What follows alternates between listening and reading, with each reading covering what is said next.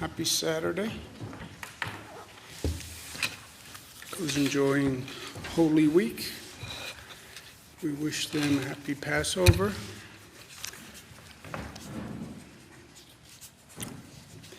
And a holy Saturday. Easter is tomorrow, big day. Let's go through where we are right now. The good news is the curve of the increase is continuing to flatten.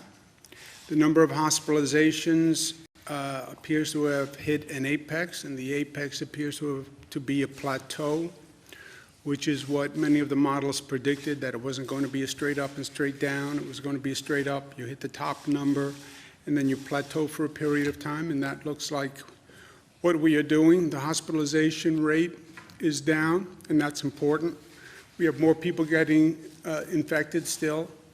We have more people going into the hospitals, but we have a lower number. That's all this is saying, is fewer people are going into the hospitals still net positive. The 3-day average, which is what we look at, because day-to-day can be somewhat deceiving, especially when you get towards the weekend, because the weekend reporting gets a little different, but all the numbers are on the downward slope. Still, people getting infected, still people going into the hospital, but again, a lower rate of increase. The number of ICU admissions is down. The 3-day average on ICU admissions is down. This is a little deceptive because at one time hospitals had discrete ICU wards or ICU beds. Effectively now in a hospital, all the beds are ICU beds. It's like the entire hospital has turned into an ICU facility. So this distinction is actually, I don't know how enlightening this is.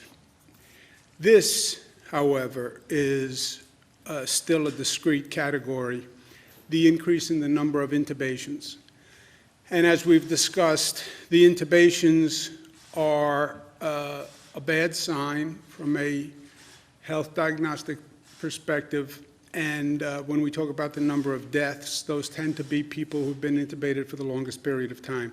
So while ICU beds may not mean anything anymore in the hospital system, intubations are still intubations. And this is a very good sign that the intubations are down. We were worried about the spread from New York City to Long Island and upstate. If you look at the bar chart, you can see almost a wave where it did start to move. We have been working very hard in Nassau, Suffolk, Westchester, Rockland, which are the surrounding suburbs to New York City. And so far, we've had hot spots, but we've attacked them aggressively. And we believe that we have stabilized the situation upstate and in the suburbs, which is what you see in that chart. Terrible news is the number of lives lost, 783 yesterday. That is not an all-time high, and you can see that the number is somewhat stabilizing, but it is stabilizing at an horrific rate. 783 people, 777, 799. These are just incredible numbers, depicting incredible loss and pain that we really, especially this week, all 783 individuals and their families are in our thoughts and in our prayers. Total number of lives lost, 8,627. That's up from 7,844. People ask, well, when is it over? When is it over? When it is over? And my children ask that every day. I'm sure everyone's living with the same question. Every time you wake up, you say, when does this nightmare end? And everybody wants to hear that it ends in 2 weeks or 3 weeks or 4 weeks, or here's a date that I can tell you that it's over. Just give me some certainty, some closure, some control of my life back. But I also said from day one, and when I raised my hand to take the oath originally, I would never tell you anything but the truth, even if the truth is inconvenient or painful. Winston Churchill is a hero of mine.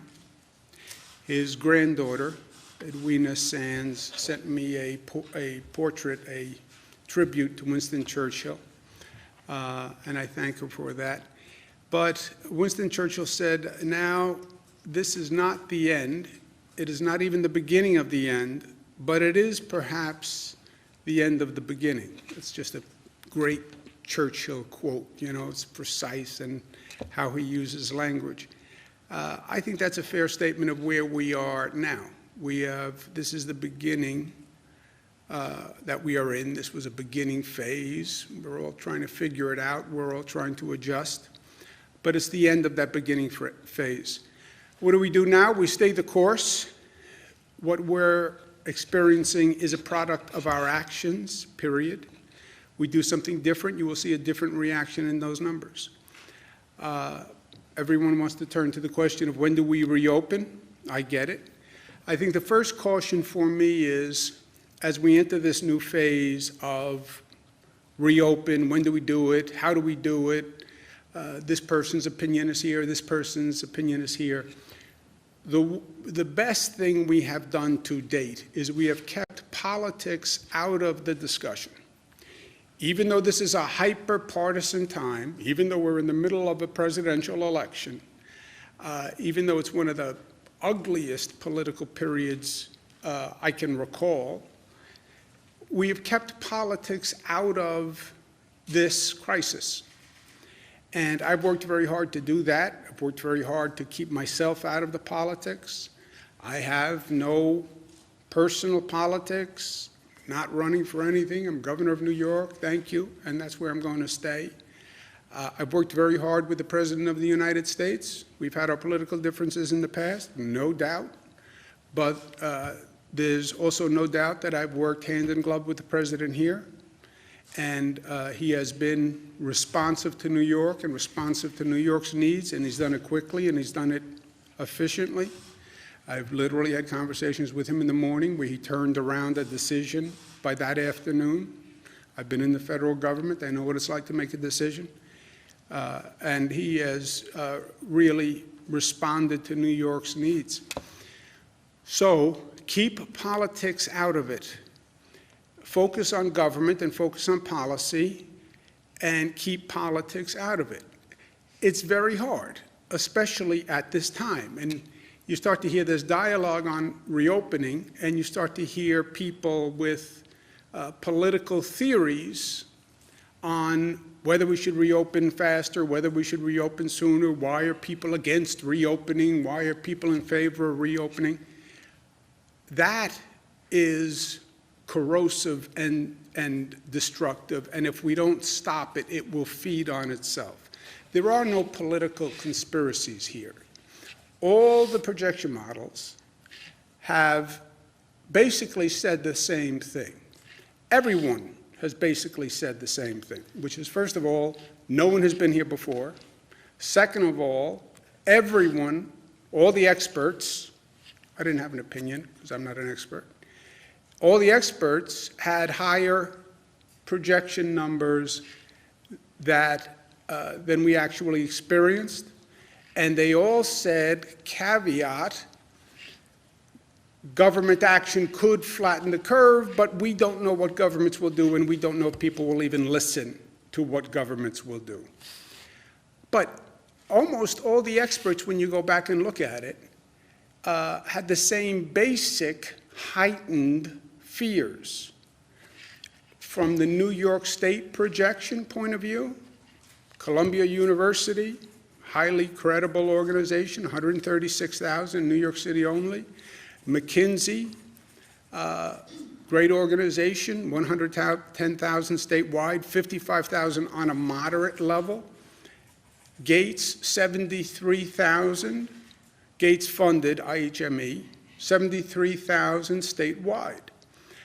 The Gates funded model, I think, is the one that the White House most relies on now, currently.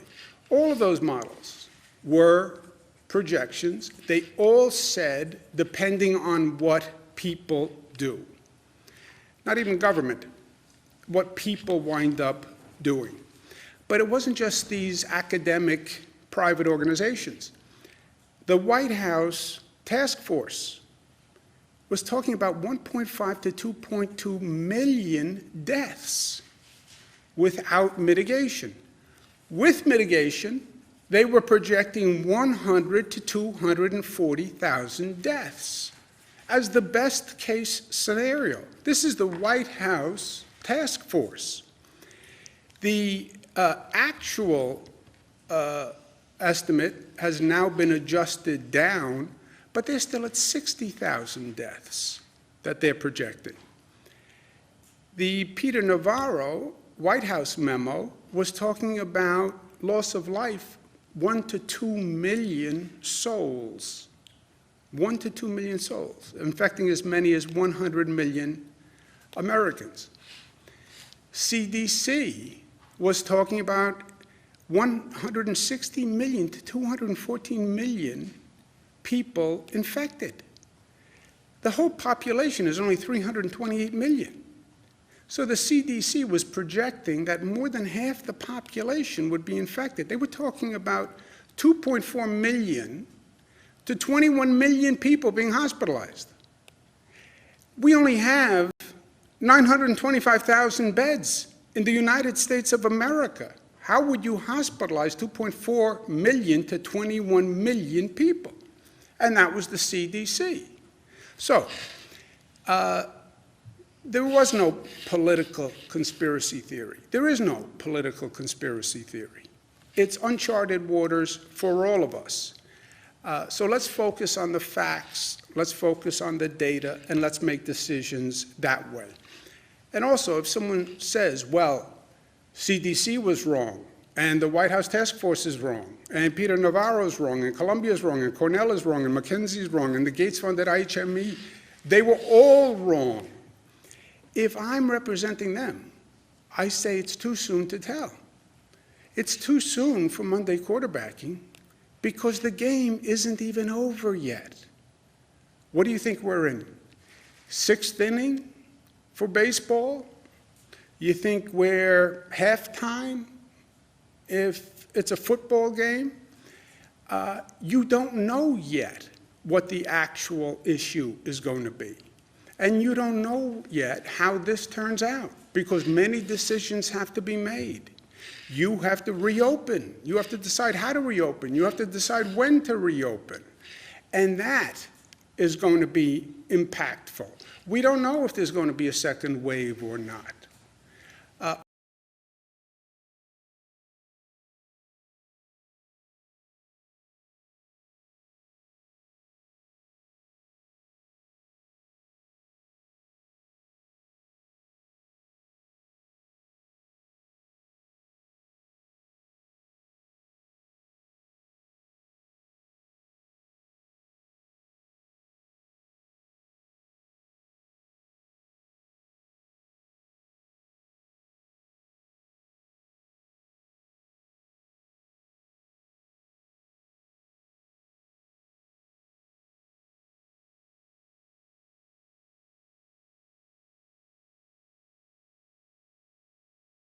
Prepared. We should never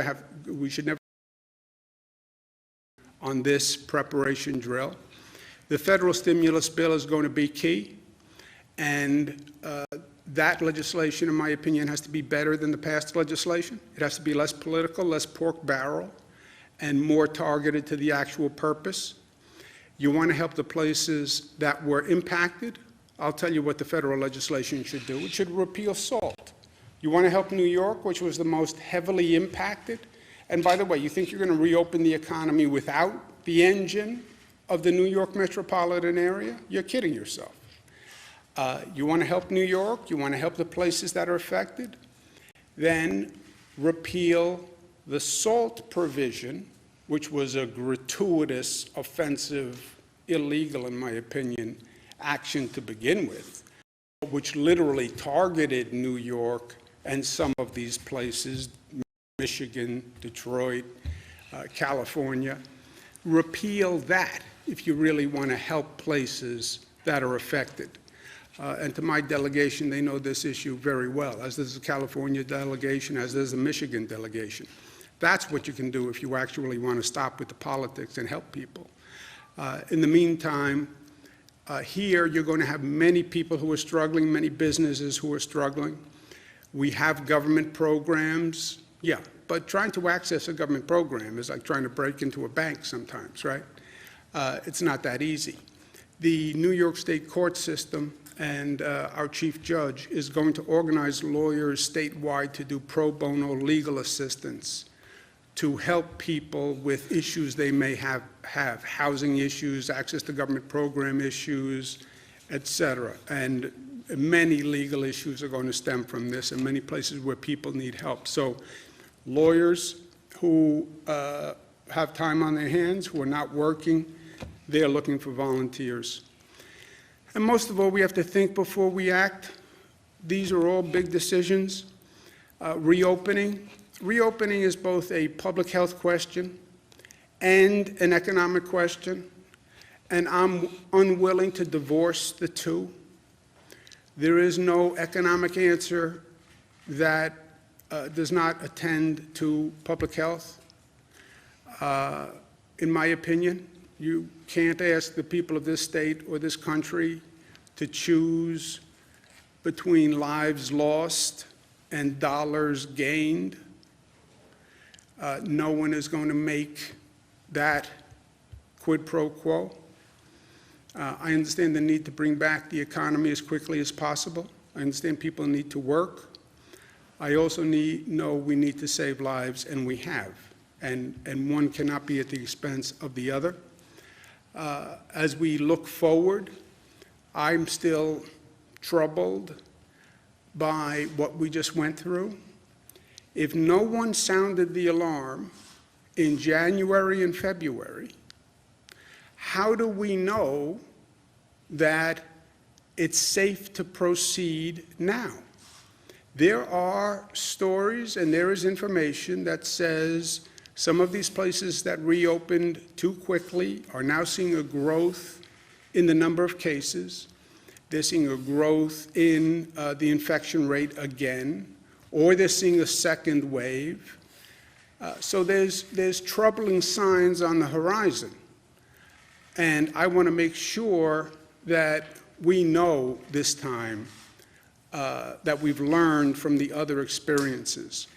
And we're going to be putting together in New York a team of the best minds that look at what happened in Wuhan, look at what happened in Italy on the reopening, and making sure that what we're doing is based on all the science available internationally. And what is the probability, what is the possibility of a second wave happening? What is the possibility of people re-experiencing the virus? There's some reports from South Korea. Let's understand, because it's fool me once. It's one thing to make a mistake once, but this nation should not go through it again. And before we make these decisions, let them be informed by the experiences we're seeing all across the globe. But there's no doubt that what we're doing now is as impactful and as important as anything that has been done. This is a time where our actions literally will determine life and death. I've been in government most of my adult life, on many levels, through many circumstances. This is no doubt the most important period for government in my lifetime. There is no doubt about that, the decisions that we make now. Also the potential for the decisions we make now. These are big questions, and we should think about them, both in the short term and the long term. How do we reopen? What do we rebuild when we open? How do we do it? Did we learn the lessons from the past? Did we learn the lessons from what we just went through? And are we the better for it? And do we take this moment and make it a moment of positive growth. It's transformational, yes, but are we fully experiencing the reality of what we went through, learning from it, and actually going to be the better for it? And are we doing that as a society, and are we doing that as individuals? I know the pain, I know the pressure, I know everybody wants to get out of the house, and they want to get out of the house tomorrow, and they want me to say, we're going to be reopening the economy in 2 weeks, and we beat the beast. The worst thing that can happen is we make a misstep and we let our emotions get ahead of our logic and fact, and we go through this again in any manner, shape, or form. So that's what we have to do. To all my friends, enjoy this Holy Week. I know it's different. I'm a former altar boy, and this was the hectic, busy week when you were an altar boy. You had Good Friday, Holy Saturday, tomorrow is Easter. For Christians, Catholics, it's a very high time of the Holy Year, Passover week, to our Jewish brothers and sisters. And it's, to say different, everything has been different, but not going to church, not celebrating, Palm Sunday was last Sunday, not celebrating Good Friday, Holy Saturday, Easter Sunday, is different and hard. But you know that it is the same message, right? Whether you do it from home, whether you do it over a television or through a computer screen, it's the same message. And if anything, that message is more profound during this situation than it normally is. New York pause. You know, we paused, we slowed down. The activity level slowed down. You reflect more, you think more. And I think that's important during this Holy Week. In the meantime, we stay New York tough, which is smart, which is united, which is disciplined, which is loving, and we're going to get through this.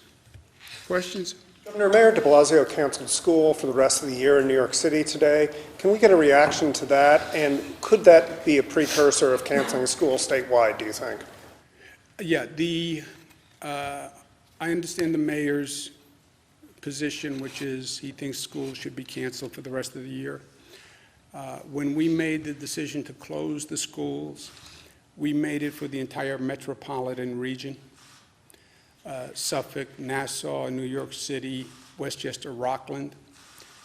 You can't make a decision just within New York City without coordinating that decision with the whole metropolitan region, because it all works together.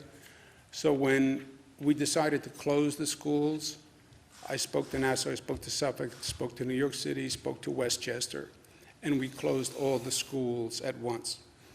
Any decision to reopen them will also be a coordinated decision. The mayor has an opinion on New York City. Laura Curran, County Executive of Nassau, will have an opinion on Nassau. Steve Ballone will have an opinion in Suffolk. George Latimer will have an opinion in Westchester.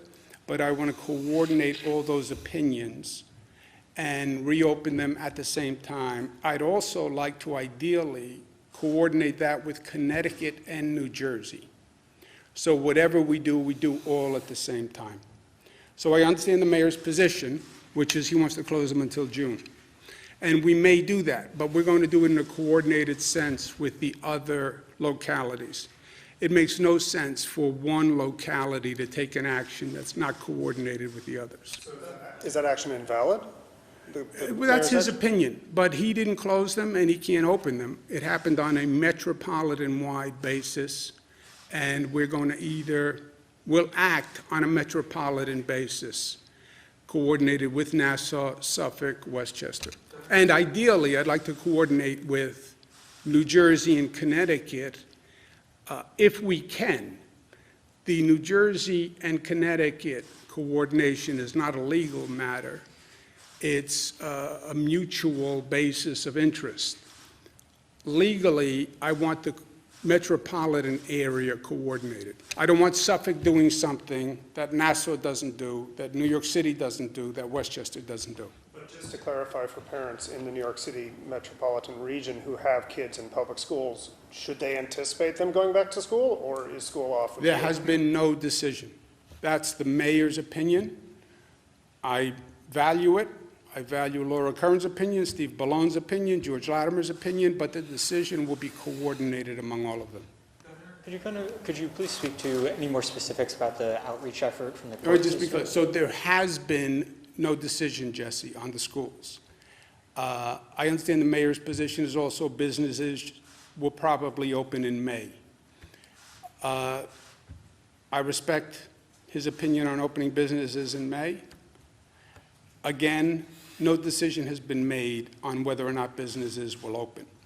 And we're not going to open any businesses in New York City without coordinating it, same as the schools, Nassau, Westchester, Suffolk, and again, hopefully with New Jersey and Connecticut. So there's been no decision on businesses. The mayor's position is they might open in May. I get it. Laura Curran has a position, Steve Ballone has a position. And on schools, the same thing. There's been no decision on schools. Could you please provide any more specifics on the court's outreach efforts to pro bono lawyers? You know, what services are you wanting them to connect with, and when do you think those services could come on? Look, you're going to have a host of legal issues that people need help on. You're going to have housing issues. We talk about these government programs, SBA has loans available. Yeah, look at an SBA loan application and tell me how easy it is to fill out. All these federal programs that have been set up. Yeah, but you have to figure out how to access each one. By the way, just accessing like the simple programs like the SNAP food stamp program, you're dealing with bureaucracies and applications. So there's a host of need on the legal front. We're hearing about it all across the board. The court system with Chief Judge Janet DeFiore, working with the New York State Bar Association, are just asking for volunteers, lawyers who are volunteers, to help with the myriad of issues. They'll coordinate it. They need the legal volunteers first, so they're asking for the lawyers to come forward, and then they'll put them together with the clients who come forward. Anyone have anything more on that? Mr. Robin? Governor, was the extra 600 a one-time thing for those on unemployment, and also the 200 million you had announced for low-income households and food? How is that being distributed, and what can they expect? Who wants to answer that? Rob? The 600 will continue right through the period, through the 39-month period, and then potentially after December 31st, there could be an additional 600 after that, but we're waiting for that. And the 200 million for the food and low-income households, how's that being distributed? Rob? Which 200, I'm sorry, which 200 million? 200 million that was announced yesterday or the day before for The funding, food. the SNAP funding. I Oh, think. that's going to go through the normal process, through the normal program, through the agencies. That will all go out immediately. Is that also backed up in a similar way to the unemployment system, or is that firing on all cylinders? Separate, that's moving along. We haven't had any issues. That's moving. Dan? There's a poll a few days ago that basically said it's Fight Club for Growth, saying that Democrats want to see you replace Joe Biden on the ticket. I'm wondering your reaction and what you think of that. Would you consider doing that? Democrats would like to see me replace Joe Biden on the ticket. That is, on one hand, flattering. On the other hand, it is irrelevant. But to the extent it's flattering, I appreciate it. And look, when I talked about keep politics out of this, everyone has been, I hope it's changing, but everyone has been very suspicious of government and government officials, politicians. It's always about their politics. They're always trying to take the next step on the ladder. Be very careful about what they say because nuance. They're deceptive creatures, politicians. I never felt that. I never believed it. But now it's more important than ever before that people understand there is no politics here. Sometimes it can work, and it can work right, and sometimes at a time of crisis, you actually see people who play to their strength. There is no politics here. I have no political agenda, period. I'm not running for president. I'm not running for vice president. I'm not running anywhere. I'm not going to Washington. I'm staying right here. I said to the people of this state unequivocally, when I was running for governor, I will serve as your governor. Well, they all say that, and then they do something different. Yeah, I'm not that person. I am going to do what I said I was going to do, because that's who I am. So that's what I'm going to do. Period. End of story. People seem to really like you right now in terms of handling constituency. If he offered you like DHS secretary, would you turn it down?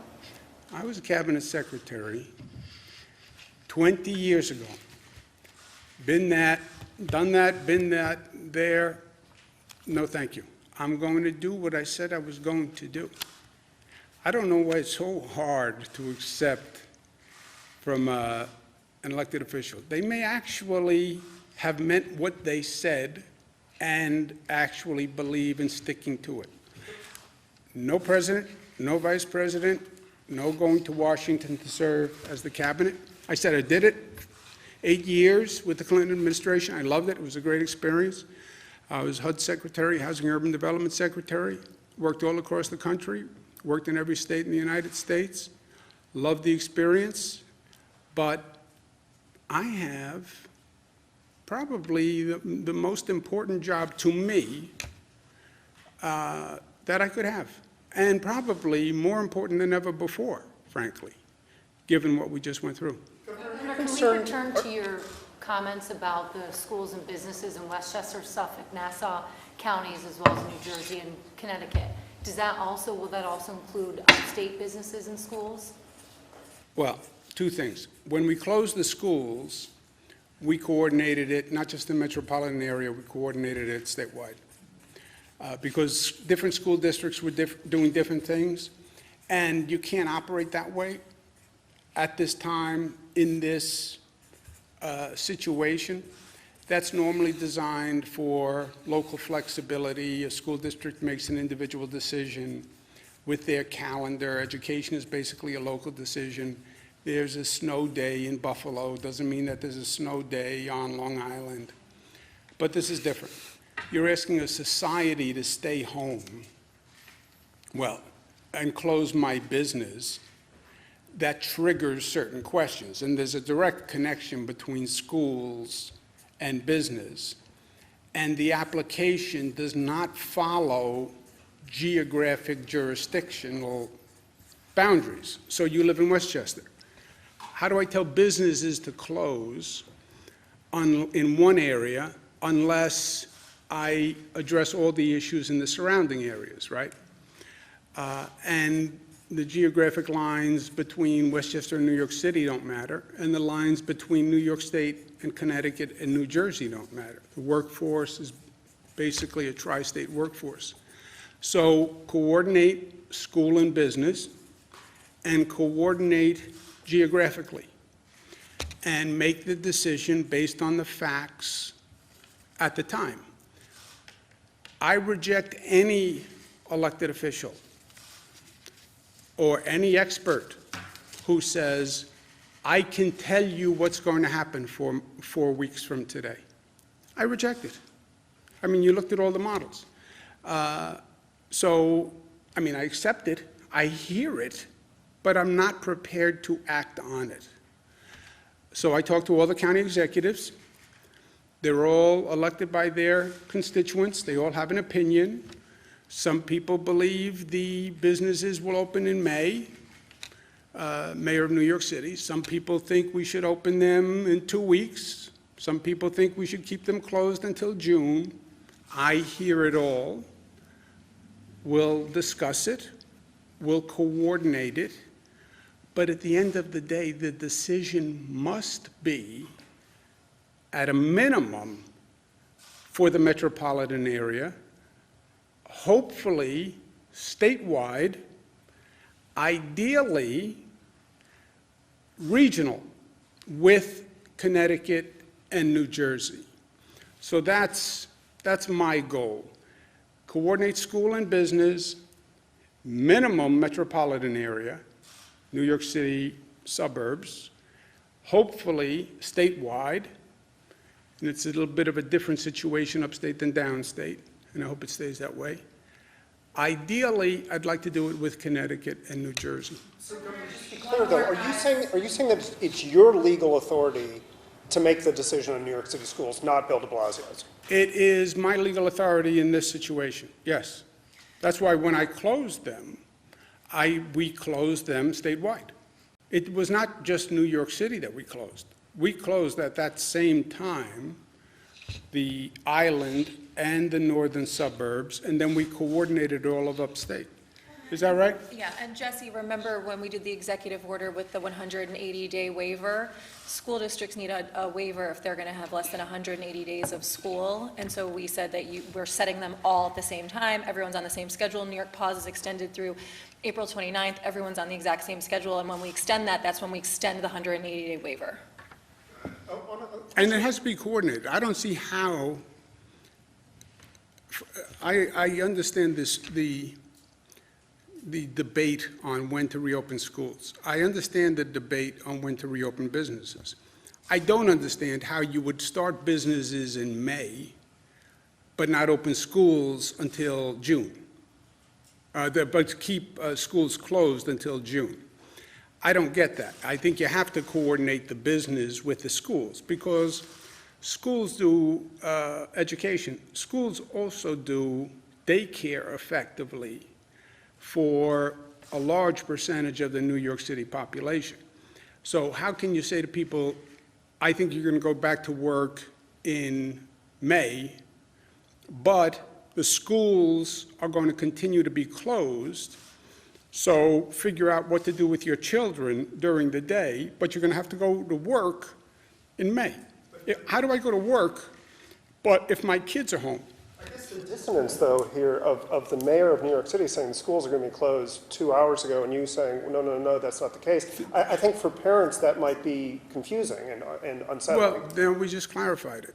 Can you give us some sense of when that might be resolved, like a definitive It's not answer? going to be decided in the next few days, because we don't know. I can't tell you what June is going to look like. I can't tell you what May is going to look like. No, but I can tell you it will be a metropolitan-wide decision. It will be coordinated with the business decision. It will be coordinated with the rest of the state, and it will ideally be coordinated with New Jersey. It will definitely be coordinated with New Jersey and Connecticut, because I'm not going to operate without coordinating with New Jersey and Connecticut. But ideally, it's uniform with New Jersey, Connecticut, because they're all connected, these things. School and business and geography are all connected. Fewer hospitalizations, new hospitalizations reported. Does that mean that we need to change the plan for these planned field hospitals at this point? There's no changing of the plan. I'm praying that we don't need a single bed in the additional overflow capacity. I hope Javits is empty. Well, it's not. There's several hundred people in Javits. But ideally, we never needed a bed in Javits. We never needed a bed on the U.S. Navy ship Comfort. We never needed an overflow bed in the field hospitals. Mark Levine yesterday had noted that the reason that the number of new hospitalizations is so low in New York City is because they're at capacity and people are being turned away. Have you guys heard? That's not true. What is the theory, that people are going to a hospital and they're being turned away from the hospital? People that would have otherwise been hospitalized a few weeks ago. No. And Joseph, Doctor, we do a daily call with the hospitals, and we get updates from them, and there's no reports of that. Governor, we spoke to his office. Our staff has been speaking to his office. We explained the way we were doing this, which is we are using all the hospital capacity in the system, so people are moving around as needed. So if they're going, we're managing that process. So if there is a problem at one facility, we move them to another hospital. So no one is getting turned away. We are monitoring this on an hour-by-hour basis, exactly how many people are in the hospital. So no one has been turned away. I think he realizes that now, and he's been thankful, and we've been talking repeatedly to his staff, him and his staff, to make sure they understand where we are in the process of moving Yeah, patients also around. defies all logic, right? The high point of hospitalizations was 2 weeks ago. That's when we had the crush on the hospitals. If you look at that hospitalization chart, it was about 2 weeks ago, but 10 days. That's when there was the crush on the hospitals. We have been down on the downslide for a while now. So the hospitals are not, we have empty beds right now in hospitals over the past couple of days. They wouldn't be turning away anyone. And that's just, it's virtually an impossibility. The state prison system is now quarantining prisoners who have, been infected with COVID-19. Can you speak to if the prison system actually has the capacity to do that, and how they might be doing that effectively or not effectively?